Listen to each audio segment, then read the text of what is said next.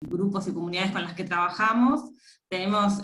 una sede en Montevideo, donde trabajamos en Montevideo, Canelones, San José, y después una sede en Salto, en el norte del Uruguay, donde trabajamos en esa región, y también Artigas, y tenemos algunas acciones en Paysandú. Nos definimos como una institución educativa que desarrollamos programas y proyectos educativos, sociales y económicos. Nos organizamos en diferentes lineamientos. Ahora voy a compartir un poco el trabajo desde un lineamiento que le denominamos infancia-adolescencia, pero que está cruzado con otras líneas de trabajo de la institución, como es lo económico y lo social.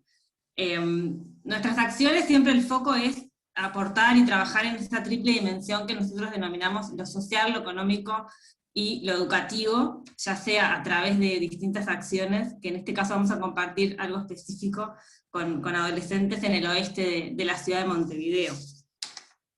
Un poquito lo que queríamos también compartir es por qué la educación económica y financiera para nosotros es una línea de trabajo constante que tiene la institución. Ya hace muchos años que lo venimos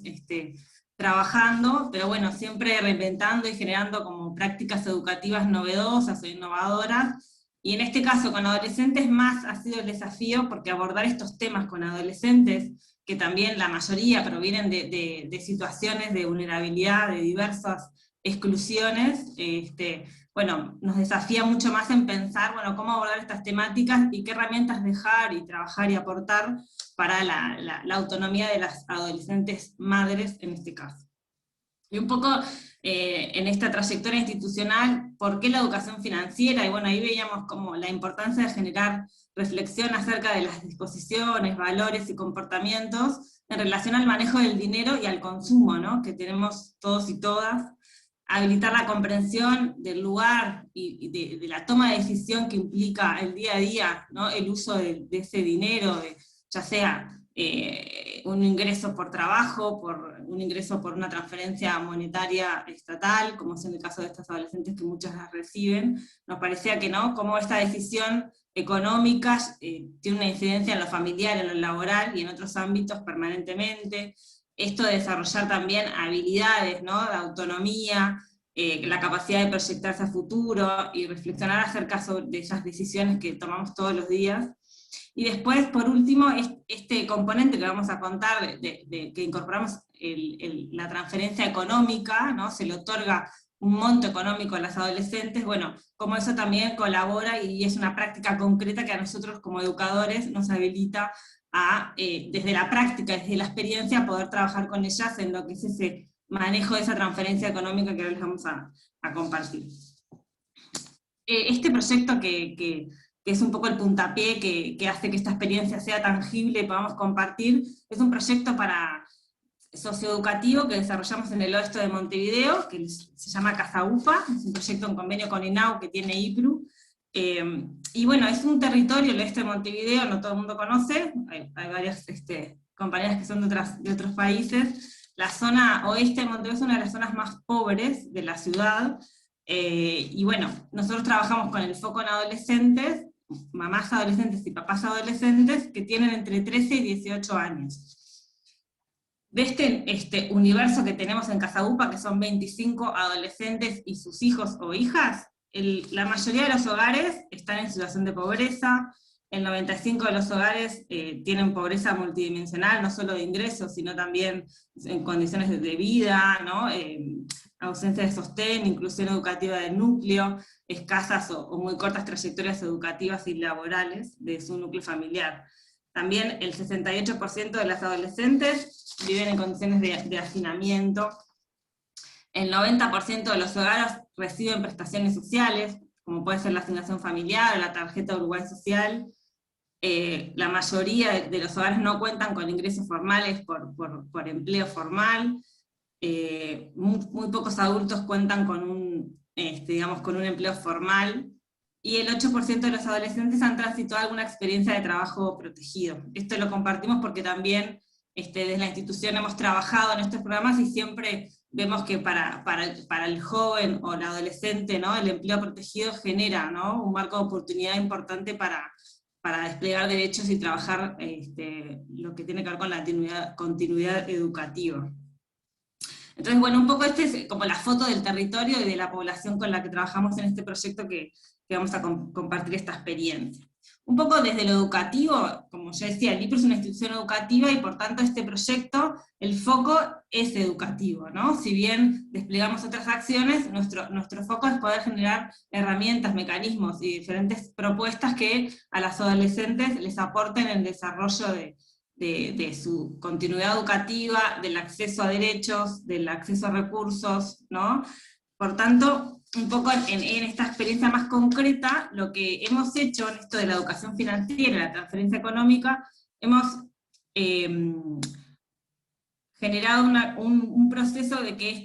que el grupo de adolescentes que participan de este proyecto, el 1% del presupuesto de ese proyecto, la decisión de qué hacer con ese dinero lo definan el colectivo, todas las adolescentes en este caso. Eso ha sido un proceso de tiempo de trabajo, donde ellas transitan por algunos talleres vinculados a qué es un presupuesto, de dónde provienen los fondos en este caso del proyecto, cómo está desglosado ese presupuesto, y bueno, ese 1% de ese presupuesto, luego en la asamblea ellos definen en qué utilizar ese 1%, que tiene obviamente ciertos marcos, pero bueno, nos parece que ha sido una acción que ha permitido generar cierta autonomía y cierta toma de decisión de las adolescentes en lo que es parte de la partida de ese dinero que es de ellas en última instancia, ¿no? Después también hemos hecho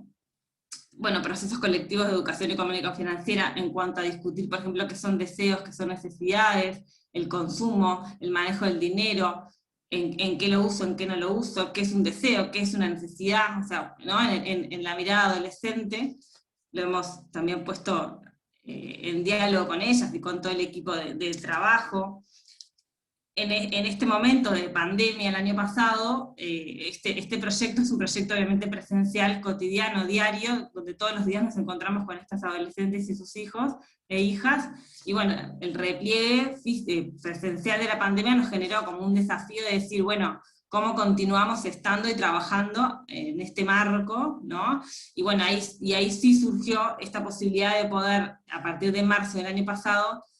darles esta transferencia económica, que por ahora la estamos organizando de una forma semanal, se le otorga un monto económico semanal, donde ellas pueden utilizar ese dinero para determinadas necesidades que tengan, ¿no? Entonces, bueno, a partir de esa entrega del dinero se hace un acuerdo, se proyecta, se planifica un poco en qué usar ese dinero, lo dialogamos desde una dupla educativa con la adolescente y se pone un poco en discusión, en diálogo, en qué utilizarlo, para qué, por qué, lo pueden ahorrar también, eso ha sido una buena experiencia, decir, bueno, tal vez no lo necesito para ahora, lo ahorro y después puedo acceder a un bien o servicio que requería y que era más costoso que esa transferencia inicial. También hemos obviamente trabajado con todo el equipo, ¿no? Que el equipo está conformado por perfiles sociales, educativos. Bueno, ¿qué significa esto la educación financiera? El IPRU cuenta con equipos multidisciplinarios, porque somos una institución que también otorgamos microcrédito productivo y trabajamos todo el eje de desarrollo de emprendimientos, y bueno, también ha implicado este cruce disciplinar de decir, bueno, todos tenemos que aportar a esta triple dimensión de lo educativo, lo social y lo económico, porque es lo que realmente vemos que genera desarrollo en las personas y en los grupos con los que trabajamos.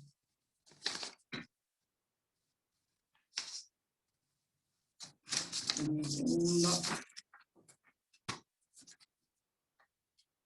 Y bueno, un poco, si bien nosotros ahora lo seguimos trabajando, ¿no? Ahora por suerte se ha podido volver un poco más a la presencialidad, y eso nos ha permitido, ¿no? Tener encuentros con las adolescentes, donde seguir discutiendo y redefiniendo esto del 1%, es decir, hacia dónde vamos, qué es lo que queremos seguir generando con esa puesta en común y ese diálogo colectivo en cuanto al uso del dinero del proyecto, y después también en cuanto a esa transferencia económica que les llega, que es individual, digamos, la recibe cada adolescente, en ese proyecto educativo que nosotros diseñamos en conjunto con ellas, bueno, que es un pasito más, ¿no? A largo plazo, que me implica esa autonomía económica, esa decisión de manejo de recursos propios, ¿no? Que le permitan a esa adolescente poder empezar a generar prácticas educativas vinculadas a este manejo de sus fondos y recursos propios. Tenemos desafíos muchos, obviamente es una práctica que no tiene mucho tiempo, hace unos meses que lo estamos haciendo, y bueno, nada, seguimos viendo y pensando que acercar y profundizar el conocimiento en estos temas, ¿no?, económicos, financieros a las personas, a través de actividades distintas, o sea, a través de alguna práctica concreta, es lo que vemos que sí hace, ¿no?, y genera aprendizaje, ¿no? Por otro lado, hacer visible la incidencia, ¿no?, que tienen las mujeres en la economía, en este caso son mamás y papás adolescentes, la mayoría son mamás, bueno, decir, bueno, cómo también ellas están en un momento donde, desde lo reproductivo que las está como atravesando, ¿no?, porque están o embarazadas o recién tuvieron a sus bebés, también se ejercen los derechos económicos, cómo propiciar el empoderamiento de las adolescentes en esta toma de decisiones sobre sus propios recursos, a los que acceden, que muchas en este caso son a la asignación familiar u otros, pero también muchas las más grandes están en búsqueda de empleo, o en búsqueda de poder generar recursos propios para ser independientes y ser cada vez más autónomas. Y bueno, después también, desde lo institucional, la incidencia política, ¿no?, en la política pública, para que estas acciones de transferencias económicas y lo educativo en el marco de la educación financiera esté presente en estos proyectos de forma sostenida, ¿no? Nosotros esto lo pudimos hacer porque fue un año particular, parte de la partida que es para alimentación, por ejemplo, no se podía desarrollar, ¿no?, de forma presencial por todo este tema de la pandemia, y bueno, pudimos generar esta experiencia, pero lo que queremos es analizarla, valorarla con las adolescentes, con el INAU, con los técnicos que hemos estado trabajando, para que sea una práctica sostenida y que genere realmente autonomía y posibilidades de pienso y reflexión y empoderamiento en las adolescentes madres que transitan este proceso. Fui rápido, como me pidieron, pero estoy abierta a nada, preguntas y a compartir lo que consideren. Muchísimas gracias, Vera. Sí, ahora vamos a tener un pequeño espacio, porque dado el inconveniente que tuvimos, son unos minutos que nos sacó. Le damos la palabra a Yandira Álvarez, de Colectiva Mujeres. Adelante, Yandira. Bueno, buenas tardes. Voy a intentar ser breve entonces, para subsanar este inconveniente tremendo. Bien, bueno, nosotros, Colectiva Mujeres es una colectiva feminista y antirracista, y este año el año pasado, perdón, ya sobre el segundo semestre del año, tuvimos una experiencia que es la que nos gustaría compartir acá, que tiene que ver con el trabajo directo con adolescentes, mujeres y varones, adolescentes y jóvenes. Es esta iniciativa que llamamos, se enmarca en un componente de UNFA, que es Juventudes Afro en Uruguay, y que, bueno,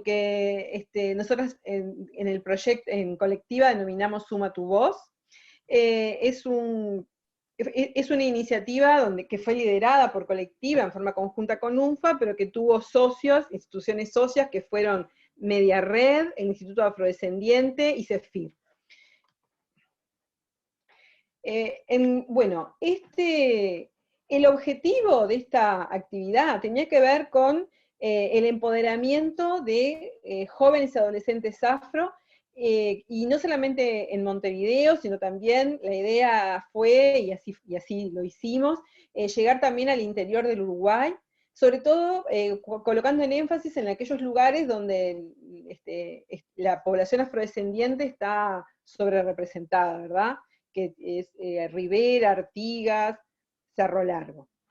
En cuanto a las líneas de trabajo, el proyecto tuvo varios componentes. Uno tenía que ver con el diseño de un ciclo de encuentros que en un primer momento, cuando estábamos definiendo el proyecto, habíamos pensado, bueno, en alguna actividad presencial, pero en realidad, en el contexto de pandemia, nos obligó a la virtualidad, y esto fue en realidad una experiencia bien enriquecedora,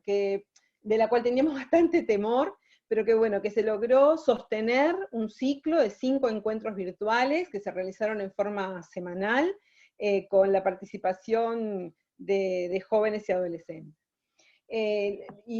Además, el proyecto, otra de las líneas de trabajo, fue la participación en la reunión de ministros y altas autoridades sobre derechos de los afrodescendientes del Mercosur, RAFRO, para lo cual se elaboró un documento de incidencia que fue presentado por los propios jóvenes, mujeres y varones, y bueno, y una campaña de comunicación que también tuvo como una nota distintiva la participación sustantiva de los adolescentes y jóvenes desde el pienso de la campaña. O sea, la campaña fue pensada con ella. Con respecto a los encuentros virtuales, bueno, la idea era poder fortalecer la identidad afro, pero también poder pensarnos en la vida cotidiana, ¿verdad? Cómo usamos las redes, qué vemos y cómo nos vemos en los medios, hablar sobre sexualidad, hablar sobre violencia, ¿verdad? Qué pasa en nuestros hogares, cómo nos manejamos en el espacio público. Los temas entonces fueron variados. Como decía, participaron adolescentes y jóvenes de Montevideo y también de ciudades del interior, como Rivera, bueno, tuvimos también participantes de Canelones, de Cerro Largo, de Artigas, y trabajamos en esos talleres con la metodología de activos, metodología desarrollada por REPEM de hace muchísimos años y que nosotras como colectiva también hemos integrado a las distintas acciones que hacemos en comunidad. Y bueno, este ciclo de talleres fue un espacio de conexión e intercambio entre pares, una oportunidad también para reflexionar, ¿verdad? A partir de las vivencias, los sentires, poder identificar cuáles eran sus activos, cómo los podían utilizar, desde una visión de cambio, ¿no? Pensando, bueno, en una perspectiva de poder aprovechar las potencialidades también, desde una visión que se fuera dando a partir de la construcción de espacios identitarios y de autorreconocimiento afrodescendiente, ¿verdad? Eso desde lo personal, desde lo vivencial, desde lo que cada uno de los y las participantes traían al espacio. Y bueno, y además también la oportunidad fue propicia para que estos jóvenes y adolescentes conocieran sobre los marcos e instrumentos internacionales, o sea, trascendiendo un poco la cuestión de lo cotidiano, sino también cómo las vivencias y las cosas que ellos veían, que les pasaban desde la escuela, las anécdotas que traían, poder como resignificarlas, ¿no? Y poder también entender que todo eso se daba en un contexto mucho más amplio y que también había un marco de derechos que también estaba, digamos, garantizando que estas cuestiones que ellos vivían no estaban bien y que no las vivían en soledad. Eso salió muchísimo durante los encuentros, porque cada uno de ellos y de ellas contaba una anécdota, una situación de discriminación que habían vivido en la escuela, que habían vivido en el barrio, y bueno, y cómo podían empezar a conectarse las historias, y cómo podía eso también conectarse con un marco mayor, ¿no? Eso les permitió también a ellos tener nuevas herramientas para el desarrollo de acciones de incidencia política, y poder armar como esta argamasa, ¿verdad?, de historias que les permitió ser como un motor también para poder continuar reflexionando. Un hito central de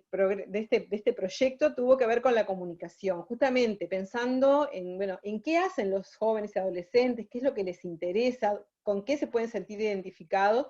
Pensamos desde el diseño del proyecto que el tema de las redes era algo como clave, y así se trabajó desde el WhatsApp, el Instagram, Twitter, bueno, ellos, y empezamos, y en la medida que ellos fueron integrándose, que se fue consolidando el grupo de ciclo de talleres, también se fueron armando como grupos paralelos, grupos de trabajo paralelos que ellos mismos se encargaron, por ejemplo, del manejo del WhatsApp grupal, de generar contenidos para las redes. También hubo, como decía, como una fuerte impronta en el tema de la comunicación. Entonces todas las acciones del proyecto se difundieron a través de redes sociales, pero también en espacios masivos de comunicación, en forma de entrevistas, reseñas de proyecto, y ahí también hubo la participación de los jóvenes. Directamente ellos hablando de lo que estaba ocurriendo en Suma tu Voz. Finalmente, la campaña de sensibilización Somos un Montón que fue ideada justamente en base a los aportes de los y las jóvenes, justamente pensando desde esta perspectiva de los activos y de cómo potenciar las cosas que venían saliendo y surgiendo en los ciclos de encuentros, es que una de las, empezamos, el equipo de trabajo empezó a identificar ideas fuerza, palabras, sentimientos, cosas que se repetían, frases que se iban repitiendo a lo largo de los ciclos, del ciclo de talleres, y bueno, y ahí surgió como somos un montón, como esto de que, bueno, desde la vivencia por ahí personal, que cada uno de ellas había tenido desde su infancia o desde su adolescencia, en términos de discriminación, esta cuestión de sentirse una minoría, ¿no? Que nos pasa a los afro. Entonces, ellos pudieron identificar que no, finalmente somos un montón. Bueno, y así fue como se denominó la campaña, que tuvo, consistió en piezas que se fueron elaborando con ellos, y que tenían, lástima que no se las podemos mostrar, porque las van a ver después en la presentación, donde justamente hubo una serie de placas que tenían que ver con cosas que les pasaron a ellos en su infancia, entonces se trajeron fotos de cuando eran niños, y con eso se trabajó en el diseño de la campaña. Después, como paralelamente se fue trabajando en el documento de incidencia que se presentó en la RAFRO, que también ese fue un espacio, fue como un hito en el taller, porque hubo una delegación de jóvenes participantes del proyecto que tuvieron en la sesión de la RAFRO en el Mercosur, y pudieron hacer una presentación del proyecto y de las inquietudes que ellos venían trayendo. Entonces se trabajó mucho también con cifras, con datos, y también entonces salió una parte de la campaña de comunicación que tenía que ver con eso, que tenía que ver con dar a conocer la realidad socioeconómica de la población afrodescendiente en el Uruguay, los indicadores, las brechas de desigualdad. Y bueno, y entonces hay otra cosa que también surgió de ellos mismos, fue esto de hacer el clic, ¿no? Como que en algún momento ellos decían, bueno, yo en algún momento hice el clic con que finalmente también tenemos derechos, o hice el clic cuando vi, por ejemplo, muchas historias que surgían en los ciclos de talleres, ¿no? Hice el clic cuando vi un reclame en la televisión y había una mujer afro haciendo una presentación de un producto. Entonces, se utilizaron también esas cosas que ellos traían para poder utilizarlas en la campaña de comunicación, diciendo, bueno, hice el clic cuando tal cosa, y ahí también invitar al resto de la población a hacer un clic, ¿no? Porque nosotros en Uruguay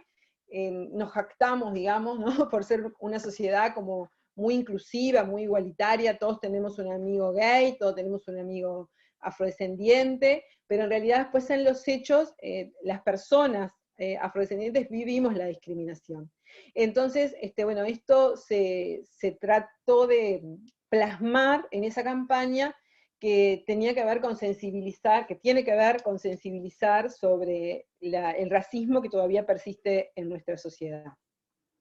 Como les decía, se presentó un documento, se elaboró un documento de incidencia, donde se sistematizaron las brechas locales, ¿no? En relación al racismo y la desigualdad, conteniendo también las voces de los y las jóvenes, y también sus demandas y aportes, porque también ellos tenían mucho para decir y para aportar, ¿no? Este documento, además, fue acompañado de un soporte de datos estadísticos, y bueno, y esto es un documento de incidencia que queda como resultado también de este proyecto, y que fue presentado en la reunión especializada de afrodescendientes en el Mercosur. Bueno, ¿qué nos dejó este proyecto? Nosotros cuando empezamos a planificar, a armar el plan operativo, en realidad nos habíamos propuesto como equipo alcanzar 100 jóvenes, y mujeres y varones, hasta 29 años, poder llegarles a ellos con este mensaje, y aspirábamos a tener una participación de unas 40 personas en cada uno de los talleres. En realidad eso fue muy difícil, no se logró, fue muy difícil, estuvimos ensayando distintas estrategias. El grupo de jóvenes, que fueron 15, 20, que fueron los que realmente se sumaron y participaron, también nos apoyaron en esto, porque después ellos se sintieron como parte, ¿no? Porque en realidad desde el inicio fueron parte, y eso ayudó también a que ellos pudieran traer amigos y amigas, pero en realidad lo que nos dimos cuenta que el núcleo de jóvenes y adolescentes que participaron y que se involucraron eran jóvenes y adolescentes todos insertos en el sistema educativo, ya sea enseñanza media o incluso educación terciaria, y que también venían de familias y de historias de cierta trayectoria de reflexión en la temática y de militancia. Entonces, eso lo que nos dio la pauta es que se reafirma la situación de exclusión que sufren las personas afrodescendientes, y cómo es difícil que participen en espacios donde no se sienten incluidos, porque en realidad son temas que no tienen que, los temas que se trataron, que se trataban en esos espacios a los que eran convocados, no eran temas que tenían que ver con lo que decimos el confort social, ¿verdad? Lo que tradicionalmente la comunidad afro está habituada a participar, no tenía que ver con el deporte, no tenía que ver con el candombe, ¿verdad? Tenía que ver con otras cosas. Y bueno, y eso es algo que lo tuvimos trabajando muchísimo también con los participantes, con los y las participantes, y bueno, nos parece que es una línea de trabajo a seguir involucrando, a seguir profundizando, ¿verdad? Y la importancia de generar espacios abiertos que faciliten la apropiación por parte de los jóvenes y que se puedan generar vínculos de confianza, ¿verdad? Siempre con la articulación con las instituciones y también con instituciones que puedan ser red de contención para estas cosas. Otra lección que nos dejó este proyecto es el apoyo que tuvimos a nivel también de las instituciones estatales, porque al inicio, se hizo una presentación, un recorrido por distintas digamos, jerarquías institucionales vinculadas a la temática, y en realidad contamos con una mesa de lanzamiento bien potente, con la participación de autoridades gubernamentales, que dieron todo su apoyo también a la iniciativa. Bueno, creemos que este proceso fue un proceso de fortalecimiento y de reflexión muy profundo. Este grupo además logró desarrollar capacidades de vocería e incidencia política, y pensamos que es un camino, es un modelo de trabajo que fue exitoso, que tenemos que seguir profundizando. Tenemos los propios, como decía, los propios participantes fueron también muy creativas en proponer, digamos, acciones de cómo seguir adelante con esto. El proyecto terminó en diciembre, pero se siguen comunicando, el grupo de WhatsApp está activo, seguimos difundiendo en redes las plaquitas y todo lo que surgió del proyecto. Entonces creemos que es un proyecto que tiene como un vuelo que le puede permitir proyectarse más allá de lo que ocurrió en estos 6 meses de trabajo, que fueron súper enriquecedores y súper movilizadores, tanto para los y las jóvenes participantes como para el equipo que trabajamos junto a ellos, porque, como decía, surgieron, creo que pudimos, a partir de esta metodología de activos y el trabajo directo, creo que también el hecho de que haya sido, eso también es otra cosa que nos deja el proyecto. Si nosotros estuvimos siempre durante los 6 meses de trabajo muy preocupadas por la baja participación, porque los proyectos tenemos que cumplir con determinados requisitos, con las cosas que nos comprometimos en el plano operativo, pero en realidad el haber sido un grupo pequeño, medianamente pequeño creo que fue, y más pensando en la virtualidad y cómo tuvimos que hacerlo por el tema de la pandemia, nos ayudó a consolidar un grupo mucho más compacto, mucho más, con otros vínculos de confianza que en una grupalidad mayor quizá eso no lo hubiéramos logrado. Hubo también otras cosas interesantes vinculadas con que, como pasa casi siempre, en este grupo había muchos más mujeres que varones. Los varones, además de ser pocos, los que se sumaron, también era mucho más intermitente su participación, y las que sostenían el grupo, y sostenían el grupo de WhatsApp, y participaban de todas las actividades, fueron las mujeres. Y ellas también se cuestionaron bueno, ¿cómo podemos hacer o qué podemos hacer para sumar a los varones, ¿no? Como esto de que estamos al final también en algún punto naturalizando esto de que siempre somos las mujeres las que participamos, las que estamos, las que nos movilizamos, pero ellas decían cómo los varones también se están perdiendo de este proceso, ¿no? Viéndolo como desde ese lugar, y no como del lugar de que, bueno, nosotros somos los que nos sacrificamos y participamos. Entonces, bueno,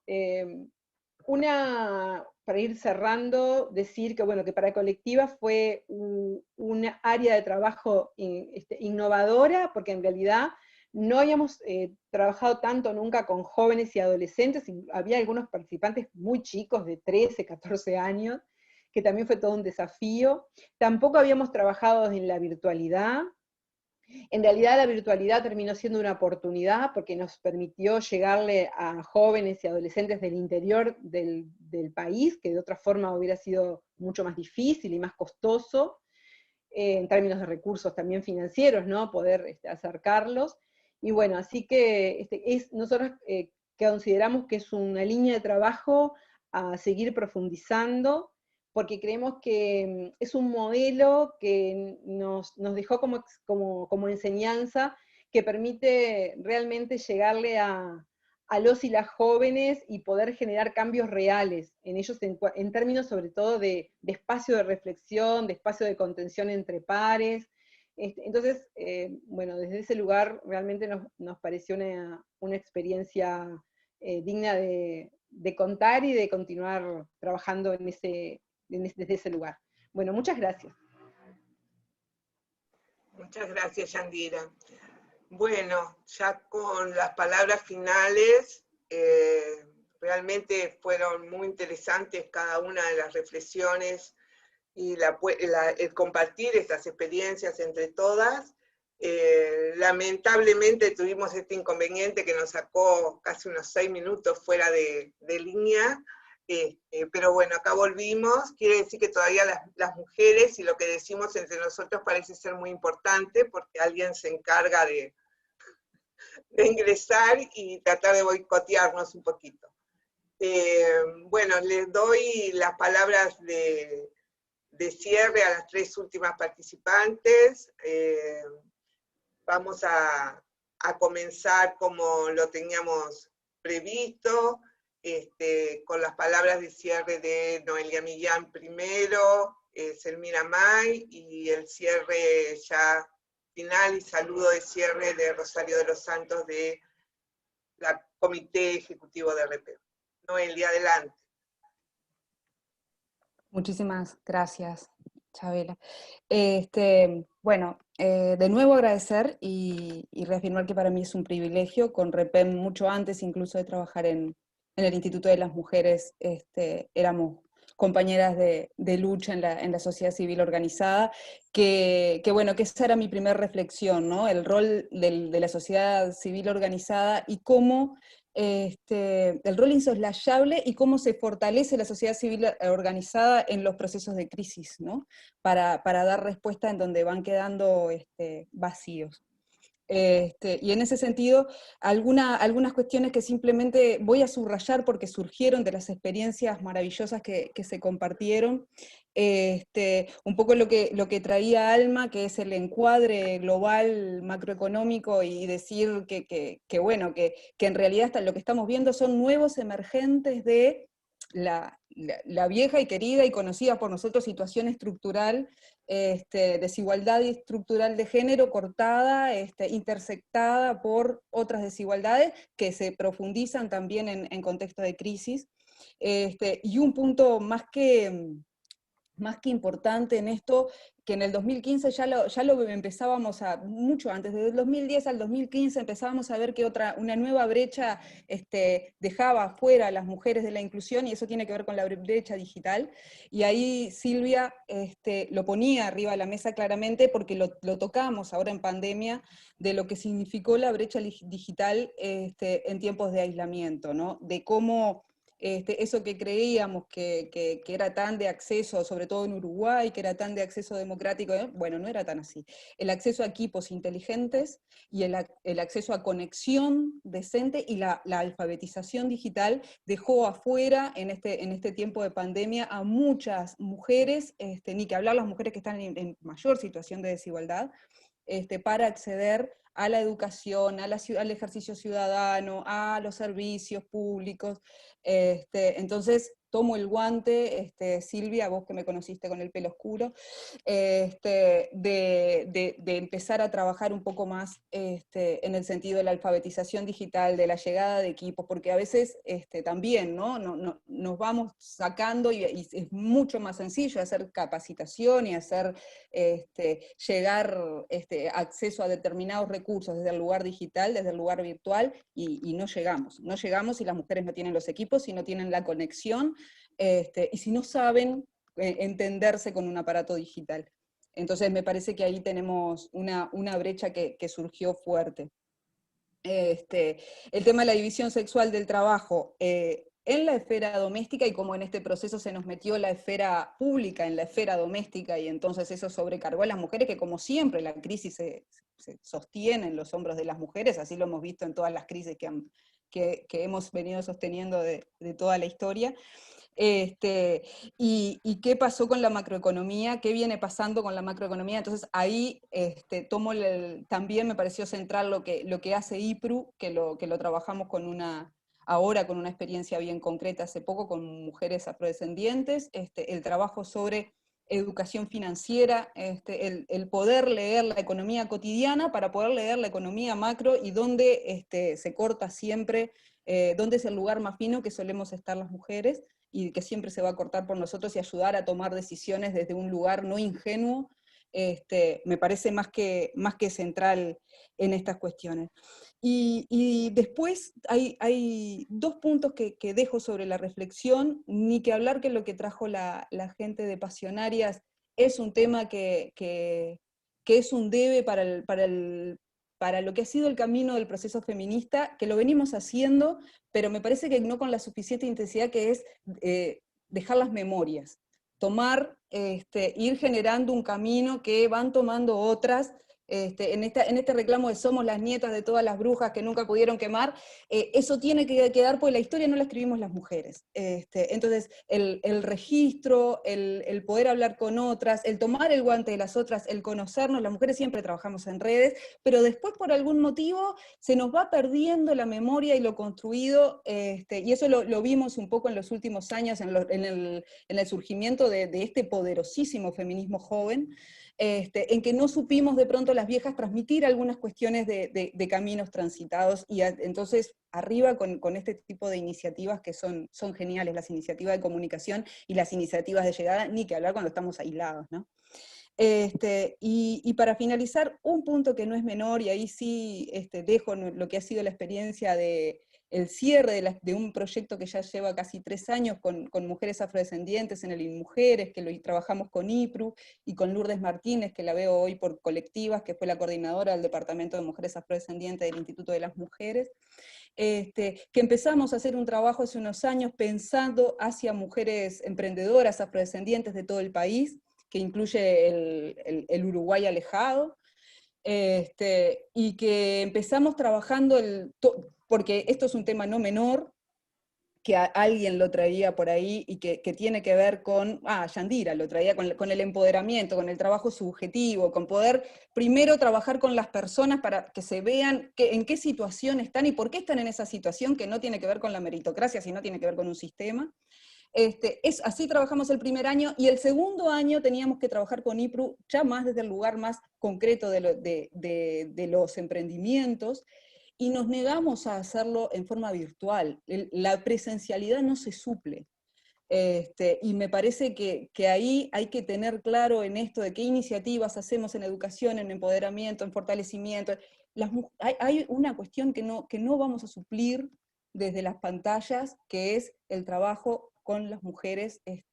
y con todas las personas, pero el cara a cara, el cuerpo a cuerpo, que ahí no podemos desistir, que no lo negamos, que salió más caro ese proyecto justamente porque teníamos que trabajar con todos los protocolos, porque teníamos que pensar en qué lugares, porque en ese momento se estaban prendiendo fuego diferentes lugares del país con la pandemia, y había que respetar los cuidados y el protocolo, pero sobre todo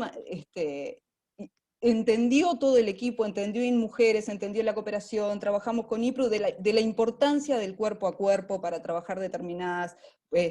con las mujeres en determinadas situaciones de vulnerabilidad. Y me parece que rindió, y vamos por una evaluación fuerte de esto para ver si seguimos, y el Estado y la cooperación, y seguimos trabajando en este sentido, porque el aislamiento es lo peor que nos puede pasar, y la sensación, y esta sensación de desamparo y de soledad que tenemos todos los días, nos puede traer hacia un parálisis y un retroceso muy fuerte. Entonces, bueno, nada, dejo estas reflexiones por acá, dejo el saludo de la directora, de Mónica Botero, y bueno, y vamos para adelante a conocer ese mundo que todavía no sabemos, que es el que nos va a quedar después de la pandemia, que no va a ser dicen, será una nueva realidad, no sé qué. Yo todavía no tengo claro cuáles van a ser los resultados. Sí sé que va a pesar sobre las mujeres y va a pesar sobre la población más vulnerada. Así que bueno, a las órdenes, y muchísimas gracias. Muchas gracias, Noelia, por las reflexiones finales. Selmira, adelante. Bienvenida. No, por favor, gracias a ti, Vicenta, y bueno, quizás, agradecerles a todas por estas presentaciones, por la generosidad. Yo me declaro totalmente ajena al trabajo que ustedes venían haciendo, agradecía, y sinceramente me gustó mucho escucharlas, la variedad, la diversidad, y el convencimiento común que tienen de visibilizar la situación de las mujeres, sobre todo mujeres ya de por sí en situación de vulnerabilidad por el hecho de ser mujeres, pero mucho más por otras particularidades desde grupos muy puntuales, ¿no? Me pareció súper interesante. Y quizás mi mirada es un poquito más técnica, ¿no? Desde la educación, no represento, si bien para la UNESCO el tema de la equidad de género es una prioridad global, y para nosotros desde educación, la educación de la igualdad de oportunidades en la educación para niñas y mujeres también es una prioridad. Muchas veces nos cuesta entrar como en esto tan específico, ¿no? Que contaban ustedes, pero que es tan real a la vez. Y conocer esfuerzos que parece que los vienen sosteniendo a fuerza de muchísimo compromiso personal, ¿no? Como un poco uno sentía escuchándolas que es como la que vienen remando en dulce de leche, porque lo hacen con muchísimo convencimiento, pero también como muy solas, ¿no? Esto que decía ahora Noelia, sí, las mujeres somos mucho de trabajar en red, pero también muchas veces se hace desde posiciones que no son las más fuertes, entonces es muy difícil hacer escuchar estas voces, y bueno, y desde ese lugar que me parece que la UNESCO también, bueno, creo que los organismos internacionales en general, la cooperación internacional en general, tiene que servir un poco de caja de resonancia y como de paraguas, ¿no? De darles una especie de contención y después hacerlo visible. También es cierto que la UNESCO tiene muchas herramientas desarrolladas y que yo me empiezo a escucharlas y se me ocurre decir, bueno, a ver, la UNESCO sobre educación inclusiva sacó un informe el año pasado, valiosísimo, y que quizás ustedes ni siquiera, si yo no vengo acá y lo cuento, ustedes probablemente ni se enteren, ¿no? Cuánta cosa se hace a nivel global y que tiene una bajada regional. Estamos hablando de iniciativas regionales, tenemos colegas también de otros países de la región, y quizás ninguna de ustedes lo conoce ese informe, ¿no? Entonces, hablamos de políticas públicas cuando empezamos, creo que fue, no sé si fue desde el Ministerio de Educación, Rosario, que lo planteaba, de la importancia de sostener, de tratar de generar y articular políticas públicas que permitan un poco entretejer esta red que ustedes tienen armada, pero entretejerla para hacerla más sólida, ¿no? Como más firme. Entonces, a ver, más que reflexionar sobre lo que ustedes hacen, que me parece que sería un atrevimiento de mi parte, porque saben ustedes mucho más que yo de esto, es ofrecer la plataforma de la UNESCO y las plataformas de las herramientas que tiene el Estado uruguayo como para poder solidificar todo lo que ustedes vienen haciendo, apoyarlo y darles herramientas. Hablaba Noelia también de esto de la brecha digital en el marco bueno, en la brecha digital, en la brecha de género, ¿no? Como que es una brecha que viene a ser un poco más profunda todavía esta desigualdad, entonces también tenemos herramientas específicas diseñadas, es cierto, hay estudios, entonces, nada, me pareció súper interesante lo de las mujeres rurales, cómo tratar de dar vuelta este desafío de la virtualidad también para fortalecernos en la posibilidad de llegar a más gente, ¿no? Sí, estoy de acuerdo, coincido plenamente que nunca, y menos las mujeres, vamos a poder suplantar la virtualidad con la presencialidad y el vernos y el abrazarnos y el hablar y el poder, esta cosa que es mucho más femenina, digamos, mucho más de nosotras, pero también es cierto que la virtualidad ha permitido llegar a mucha más gente, ¿no? Estos que hablaban, estos webinars, estos eventos, a veces es difícil juntar un día de verano 20 personas, 2 horas, y hoy ya estamos acá todas por lo menos dándonos el tiempo de escucharnos. Entonces creo que también el tratar de darle la vuelta de tuerca a esto y ponerlo a favor nuestro, justamente para visibilizar, ¿no? No para que sea la única forma de trabajo, sino para continuar abogando por este trabajo que ustedes vienen haciendo. Así que, nada, con muchísima, digamos, humildad, simplemente ofrecerme yo como especialista en educación. Quizás no soy una especialista en género, pero sí tengo ese mandato de abogar por el derecho a la educación, por el acceso a la educación de las mujeres y de las niñas, por la igualdad de oportunidades, y entonces desde ese rol es que me comprometo, en la medida que a ustedes les interese, a acompañarlas en estos procesos. Bueno, muchísimas gracias, Elmira. Recogemos el guante, sin lugar a duda. Y ya con un poquito pasadas, pero bueno, Rosario de los Santos, integrante del Consejo Directivo de la REPEN, para dar el cierre final. Adelante, Rosario. Bien, bueno, quería, no, sin pretender hacer una síntesis, sí desde el Consejo Directivo de REPEN, comentarles que bueno, que venimos trabajando a nivel de toda la región, aterrizando estas dimensiones de lo educativo en cada uno de los países, y de alguna manera las constantes que van apareciendo están vinculadas a esto de la educación, donde ponemos en primer plano no solamente los contenidos, que a veces esos contenidos adquieren dimensiones de capacitación, de sensibilización, que adquieren también posibilidades de reconocerse en un sistema económico y en un sistema que también segrega, que impide el ejercicio de derechos económicos, financieros, educativos, de participación política, de participación en redes, de conformación y sostenimiento de esas mismas redes. Entonces, esos contenidos también están estrictamente vinculados con las formas de educación,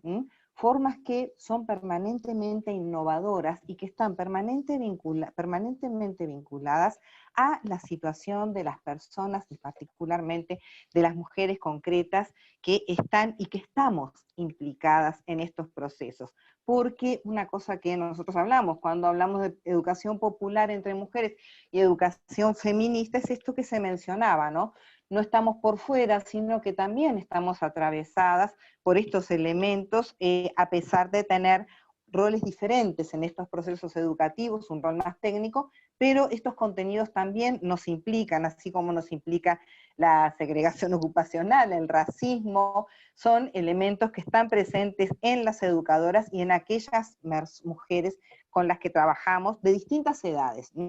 Mujeres que tienen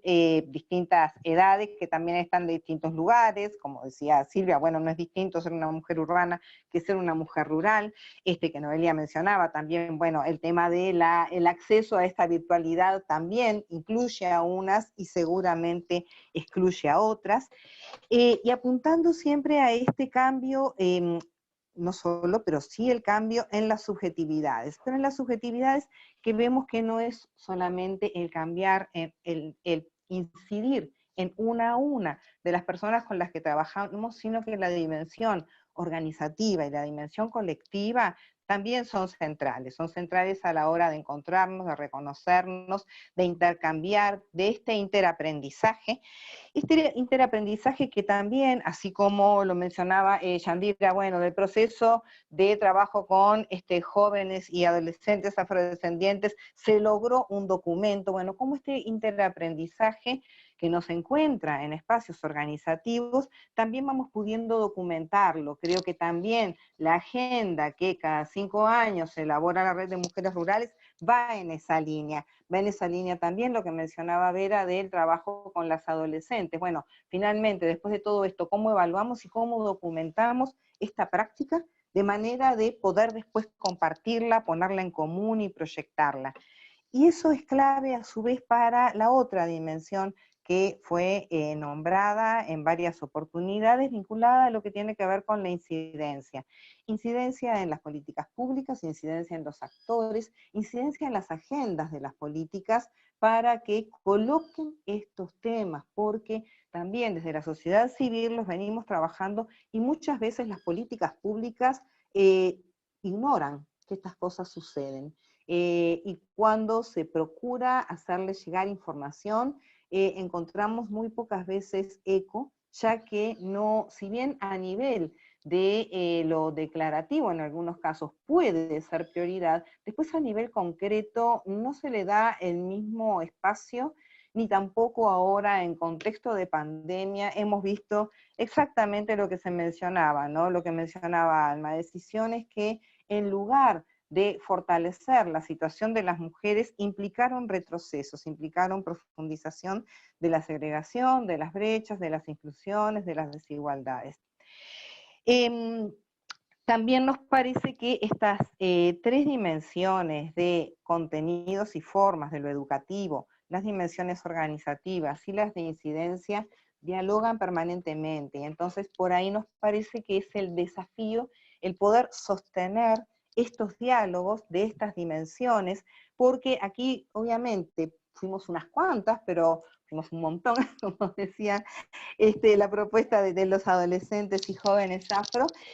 pero también fuimos muy poquitas a la hora de poder conocer y reconocer lo que estamos haciendo desde distintos lugares. Me parece que esto es, bueno, como una invitación a poder continuar en esta línea de trabajo y a fijarnos también espacios de encuentro, de estrategias, de poner en común, de compartir, de manera tal que podamos ir consolidando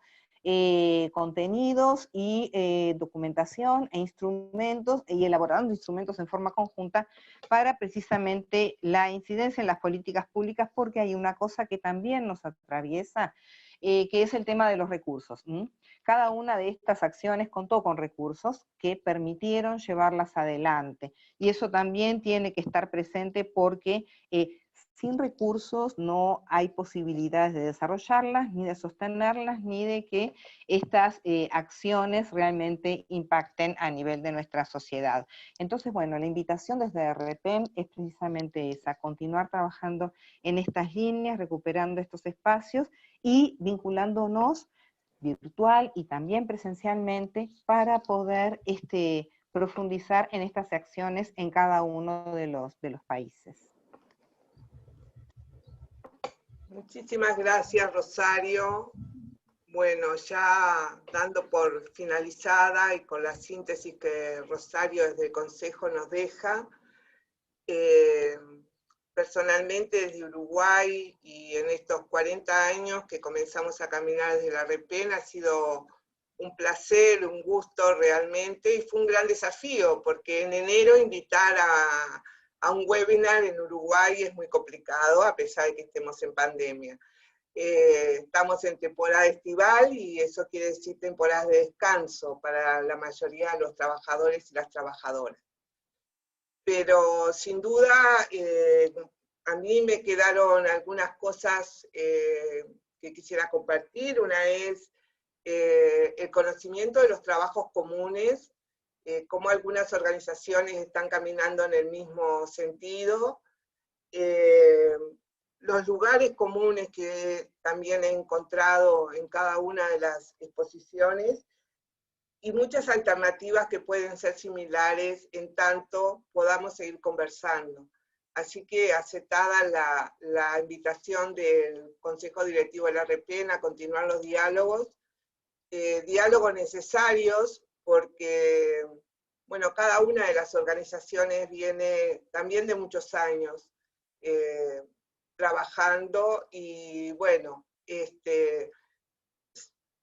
estamos en momentos en donde la pandemia nos volvió a poner en la realidad de cuáles eran las grandes diferencias estructurales que teníamos en esta América Latina y el Caribe, y que también en Uruguay no éramos ajenos, aunque a veces nos parecía que sí.